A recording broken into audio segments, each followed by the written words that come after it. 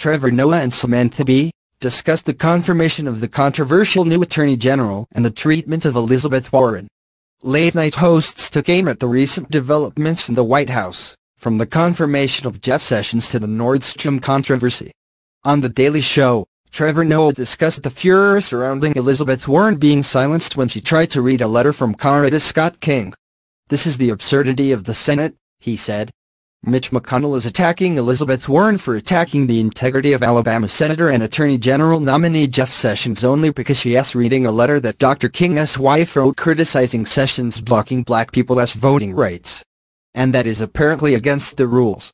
So basically the way it works in the Senate, then, is a senator can do bad things, but you can point out that a senator is doing bad things, which sounds less like the government and more like the Catholic Church.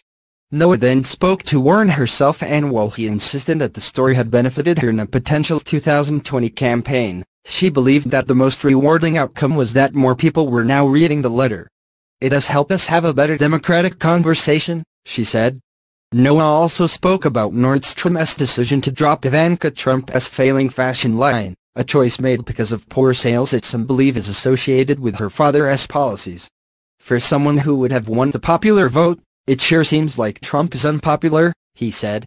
"Obviously what happened here is, millions of dead illegal immigrants aren't buying Ivanka's shoes." He also speculated about a potential solution. "I wouldn't be shocked if he sent in SEAL Team 6 to buy all of her clothes." On Full Frontal with Samantha, the host spent time talking about the good work that CNN has been doing this week, including Jake Tapper's interview with Kellyanne Conway, a flaxen-haired fountain of lies. He also referred to Betsy DeVos as a sentient bag of hairspray fumes, and Jeff Sessions as the human antidote to the Voting Rights Act.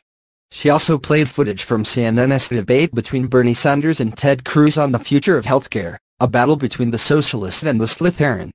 "I can honestly say I would give my left tit to have either one of you mansplaining pricks in the White House right now," she said.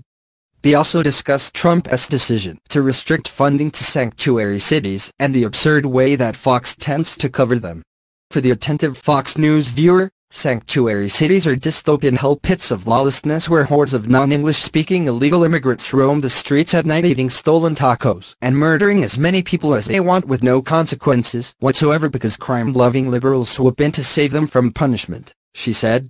But she pointed out that these cities tend to have lower crime rates, and that in New York in particular, police have been preoccupied by having to guard Trump Tower and the wife that Trump is too proud to divorce.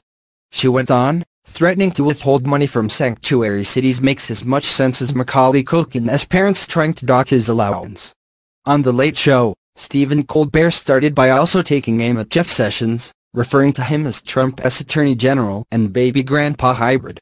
He went on to talk about the decision to silence Warren, joking, "It is all part of the GOP's February message, Happy Black History Month, now shut up about the bad stuff, keep it light." He also spoke about the absurdity of letting the male members of the Senate read parts of the letter while Warren was denied.